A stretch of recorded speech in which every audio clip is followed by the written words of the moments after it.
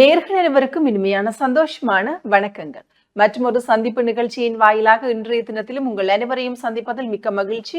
இன்றைய நாள் எங்களுடைய நிகழ்ச்சியின் வாயிலாக கடந்த 2 வாரங்களாக எங்களுடன் இணைந்து கொண்டிருந்த இளவாளி பிரதேசத்தை சேர்ந்த எழுத்தாளர் விஜேந்திரன் அவர்கள் தான் இன்றைய நாளிலும் இந்த நிகழ்ச்சியின் வாயிலாக இணைந்து கொண்டிருக்கின்றார். அவரையும் நிகழ்ச்சிக்குள் உள்ளித்துக் கொள்ளலாம். வணக்கம் சார். வணக்கம். அதாவது நாங்கள் தொடர்ந்தும் 2 வாரங்களாக பல்வேறுபட்ட விடயங்களை நாங்கள் உங்களுடன் கலந்து ஆலோசித்திருக்கின்றோம். இந்த வாரத்திலுமே இன்னும் பல விடயங்கள் எழுத்துத்துறை சார்ந்து இருக்கக்கூடிய பல விடயங்களை நான் உங்களுடன் கலந்து ஆலோசிக்க போகின்றேன். அந்த வகையில் உங்களுடைய அந்த அறிமுகம் பற்றி நான் இந்த நூலிலே வாசிக்கின்ற பொழுது இருந்த ஒரே ஒரு விஷயம் என்னை ஆச்சரியப்பட வைத்த ஒரு விடயம் என்னென்று பார்த்தோமானால், நீங்கள் கல்வி கற்கின்ற காலத்திலேயே புதுசு என்ற ஒரு பெயரில் அமைந்த சஞ்சிகை ஒன்றை வெளியிட்டிருந்தீர்கள். மாணவர்கள் சேர்ந்து அதற்குள்ளே நீங்களுமே ஒரு உறுப்பினராக இருந்திருக்கின்றீர்கள். அந்த ஒரு அனுபவம் தொடர்பாக பகிர்ந்து கொள்ளுங்கள். அந்த சிறு வயசுலேயே ஒரு சஞ்சிகையை நான் வெளிக்கொண்டு வர வேண்டும் என்ற ஒரு எண்ணம் உங்களுக்கு எவ்வாறு வந்தது? நான் முன்பே குறிப்பிட்டது போல நான் பயின்ற மகாஜன கல்லூரியில் ஒரு இலக்கிய ரீதியான பாரம்பரியமும் தொடர்ச்சியும் இருந்திருந்தது.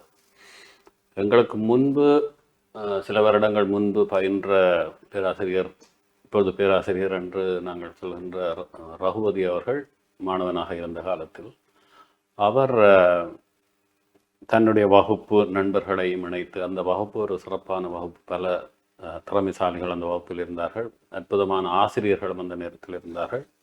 அவர்கள் எல்லோரும் இணைந்து ஒரு சஞ்சிகையை, காலாண்டு சஞ்சிகை ஒன்றை வெளியிட்டார்கள். அந்த சஞ்சிகை சங்கமம் என்ற பெயரில் வெளிவந்தது. அப்போ நாங்கள் சின்ன பிள்ளைகள், ஆனால் எங்களுக்கு இதை பார்த்த உடனே ஒரு ஆச்சரியமாக இருந்தது. இது என்னது, பள்ளிக்கூடத்துக்குள்ளே இருந்தோன்னு சஞ்சய் வெளியிடுறோம். என்னோட சஞ்சய் வெளியிடுறது பெரிய வேலை அந்த நேரத்தில், இப்போ மாதிரி இல்லை. பட்சத்துக்கு போகிறதுன்றாலே நாங்கள் போயிருக்க மாட்டோம். அப்படி அதை விட நிதி, அந்த விஷயமும் பெரிய சிக்கலை கொண்டு வந்து, இப்போ இதுகளை எல்லாத்தையும் சமாளித்து கொண்டு இவர் எப்படி இது செய்யணும் என்று அது ஒரு பெரிய நல்ல விஷயம், பெரிய விஷயம் என்ற அபிப்பிராயம் எங்களுக்கு சின்ன வயதில் இருந்தார், 13 வயது அப்படி. இப்போ நாங்கள் பாடசாலை இறுதியாண்டுக்கு வருகிற காலத்தில் எங்களுக்கும் அது ஒரு கொஞ்சம் முயற்சித்து பார்க்கலாம் என்ற ஒரு நம்பிக்கை வந்தது. அது மிகவும் சிறப்பாக அமைந்த என்னென்றால், எங்களுக்கு இருந்த ஆசிரியர்கள் எல்லோரும் அற்புதமானவர்கள். எங்களுக்கு நேரடியாக தமிழ் படிப்பிக்கிறவர்கள் மட்டுமல்ல, மயிலங்கொழுவர் நடராஜன் உயிரியல் படிப்பித்தார். அதே போல் திருமதி சிவமலரன் சேனன் அவர் தாவரவியல் படிப்பித்தார். இப்படி வெவ்வேறு துறை சார்ந்து பாடங்களை பயிற்றுவிக்கிற ஆசிரியர்கள் கூட இலக்கியத்தில் மிகுந்த ஈடுபாடு கொண்டவர்களாக இருந்தார்கள், எங்களுக்கு முன்னோடிகளாக இருந்தார்கள். அவர்கள் நாங்கள் செய்ய விரும்பிய விஷயத்தை ஊக்குவித்தார்கள். அவர்களுடைய ஆக்கபூர்வமான ஒத்துழைப்பும் இருந்தது. இப்போ எங்களுக்கு அது ஒரு தடங்கலம் இல்லாமல் செய்ய முடிந்தது. அப்போது எங்களுக்கு கொஞ்சம் நிதி நெருக்கடி தான். அந்த நிதி நெருக்கடியை சமாளிப்பதற்காக இலங்கை அவைக்காற்று கலைக்கழகத்தின் நாடகங்கள் யுகதர்மம், சம்பந்தம் இரண்டையும் அந்த மகாஜன கல்லூரி மேடையேற்றி நிதி திரட்டினோம். அதே போல் அப்போது பிரபலமாக இருந்த மண் சுமந்த மேனியர் நாடகத்தையும் புத்தூர் என்று நினைக்கிறேன் மேடையேற்றி அந்த நிதியை திரட்டி அதை தொடர்ச்சியாக நாங்கள் விரும்பிய அளவுக்கு வெற்றி காணாவிட்டாலும் அந்த காலம் முடிந்த பிறகு அது பலருடைய அங்கீகாரத்தையும் தேடித்தந்தது. இது ஒரு பெரிய விஷயம். மாணவர்களாக இருந்து இந்த விஷயங்களை வெளியில் கொண்டு வருவது என்பது சாதாரணமாக சாத்தியமே இல்லை. நீங்கள் செய்திருக்கிறீர்கள் என்பது ஒரு 5 வருஷத்துக்கு 10 வருஷத்துக்கு பிறகு ஆட்கள் சொல்லியிருக்கல எங்களுக்கு ஆச்சரியமாக தான் இருந்தது. எங்களுக்கு அப்போ தெரியலை. ஆனால் சிறுவிள்ளை வேளாண்மை வீடு சேராது என்று சொல்வார்கள், சேர்ந்தது. நிச்சயமாக அது முக்கியமான நல்ல கவிதைகள் என்று அந்த கால பகுதியில் வெளிவந்ததில் பெரும்பாலான கவிதைகள் அலை சஞ்சிகையிலும் புதுசு சஞ்சிகையிலும் தான் வெளிவந்தது. இது பார்த்து கொண்டிருக்கக்கூடிய நேர்களுக்குமே ஒரு சிறந்த ஒரு எடுத்துக்காட்டாக இருக்கும். எந்த வயதிலுமே நாங்க சாதித்துக் கொள்ளலாம். எங்களுக்கு திறமை இருந்தால் அந்த திறமையை எந்த வயதிலையுமே வெளிக்கொண்டு வரலாம் என்பதற்கு இதுவும் ஒரு சிறந்த ஒரு எடுத்துக்காட்டாக இருந்து கொள்ளும் என்று நினைக்கின்றேன் சார். அதனுடன் இணைந்து பார்த்தோம்னால், நீங்கள் இங்கே இருக்கின்ற காலத்தில் இவ்வளவு தூரத்துக்கு எங்களுடைய இலக்கியத்துறைக்கும் எழுத்துத்துறைக்கும் பல பணிகளை மேற்கொண்டிருக்கின்றீர்கள். அதனையும் கடந்து இப்பொழுது புலம்பெயர் தேசத்தில் வசித்துக் கொண்டிருக்கின்றீர்கள். அங்கே உங்களுடைய எழுத்துத்துறை சார்ந்து மற்றும் இந்த இலக்கியத்துறை சார்ந்து நீங்க ஆற்றி இருக்கக்கூடிய பணிகள் தொடர்பாக பகிர்ந்து கொள்ளுங்க. எனக்கு நான் கடைசியாக ஒரு பத்திரிகையில், ஈழமரசு பத்திரிகையில் அமரர் SMG என்று அழைக்கப்படுகிற கோபாலரத்னம் அல்லது கோபு என்பவருடைய ஆசிரிய பீடத்தில் நான் உதவி ஆசிரியராக பணியாற்றித்தான் இலங்கையை விட்டு வெளியேறினேன். அந்த காலத்தில் அரசியல் மிகவும் தீவிரமாக இருந்தது, மிக மிக தீவிரமாக இருந்தது. எல்லோருமே சாதாரணமாக இருக்கின்ற எல்லோருமே அரசியல் ரீதியாக ஏதோ ஒரு விதத்தில் ஈடுபட்டவர்கள். அப்போ திடீரென்று பிடித்து ஒரு தனி சிறைக்குள் அடைத்தது போல என்னுடைய புலம்பெயர் வாழ்வு அமைந்தது. அந்த நேரத்தில் ஏதாவது எழுத வேண்டும், இலங்கையில் இருக்கிற பிரச்சனைகளை பற்றி மற்றவர்களோடு கதைக்க வேண்டும் என்கிற ஒரு ஆர்வம்தான் அந்த சஞ்சிகையில் என்னை கொண்டு போய் இணைத்தது என்று நம்புகிறேன். அந்த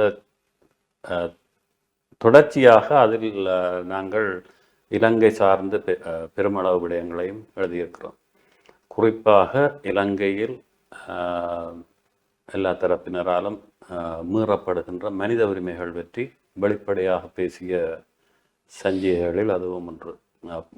ஐரோப்பாவில் மிக அதிக அளவில் 40 வரையில் சஞ்சிகைகள் வெளிவந்தன. எல்லாமே கிட்டத்தட்ட ஒரே விடயத்தை தான் அடிப்படையாக கொண்டவை. மனித உரிமைகள், கருத்து சுதந்திரம், இவற்றை மதிக்க வேண்டும் என்பது தான் அவற்றின் அடிநாதமாக இருந்தது. அந்த வகையில் தான் சுவடுகள் சஞ்சிகையும் இருந்தது. சுவடுகள் சஞ்சிகை ஐரோப்பாவில் வெளிவந்த சஞ்சிகைகளில் மிக நீண்ட காலம் தொடர்ச்சியாக எந்த விதமான அமைப்பு சாராத ஒரு தனித்துவமான சஞ்சிகையாக இருந்தது. அதே நேரம் அது ஒரு வடிவமைப்பிலும் மிகச்சிறந்த சஞ்சிகையாக வந்ததாக விமர்சகர்கள் கூறுவதுண்டு. அது ஒரு மகிழ்ச்சியான இது. அதே போல் வேறு விடயங்களிலும், தாய்மொழி கல்வி போன்ற விடயங்களிலும் நான் தொடர்ச்சியாக ஈடுபட்டு வருகிறேன். அது எங்களுடைய தலைமுறை அடுத்த தலைமுறைகள் என்ன மாதிரி தமிழ் பேசும் என்பது தெரியாவிட்டாலும் அவர்களுக்கான தமிழ் பேசுவதற்கு பயில்வதற்கான வாய்ப்பை நாங்கள் கொடுக்க வேண்டும் என்று நாங்கள் உறுதியாக நம்பினோம்.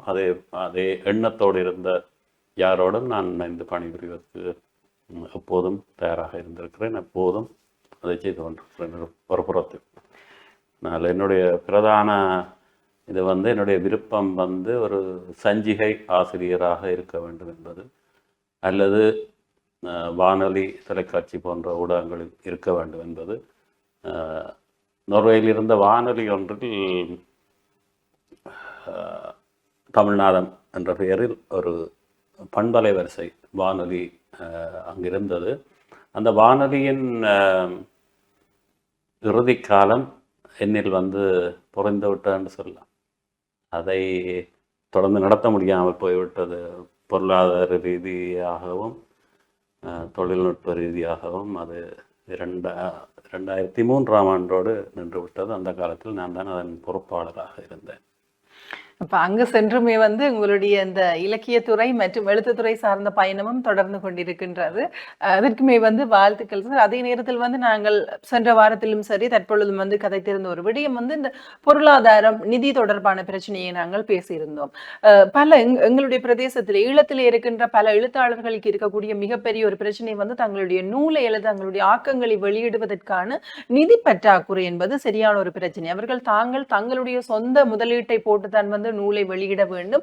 அதன் மூலம் கிடைக்கின்ற வருவாய் என்பது அவர்களுக்கு போதுமானதாக இருக்கவில்லை. ஏனென்று பார்த்தோமானால் அவர்கள் முதலீடு செய்வதையே எடுத்துக்கொள்ள இயலாத அளவுக்கு தற்பொழுது இந்த இலக்கியத்துறை சார்ந்து இருக்கக்கூடிய நிதி பிரச்சனை பெரிய ஒரு பிரச்சனையாக இருக்கின்றது. நீங்கள் புலம்பெயர் தேசத்திலே ஒரு எழுத்தாளராக இருக்கின்றீர்கள், இலக்கியத்துறை சார்ந்து இருக்கின்றீர்கள். அங்கே பல எழுத்தாளர்கள் இலக்கியத்துறை சார்ந்து இருக்கின்றார்கள். இங்கே இருந்து அங்கே போய் வாழ்ந்து கொண்டிருக்கின்றார்கள். அவ்வாறு இருப்பவர்கள் ஏன் சார் இங்கே இருக்கின்ற எங்களுடைய ஈழத்தில் தற்காலத்தில் இருக்கின்ற இந்த எழுத்தாளர்களுக்கு அவர்களுடைய இந்த நூல்களை வெளியீடு செய்வதற்கான ஒரு நிதி பங்களிப்பை நீங்கள் வழங்கக்கூடாது?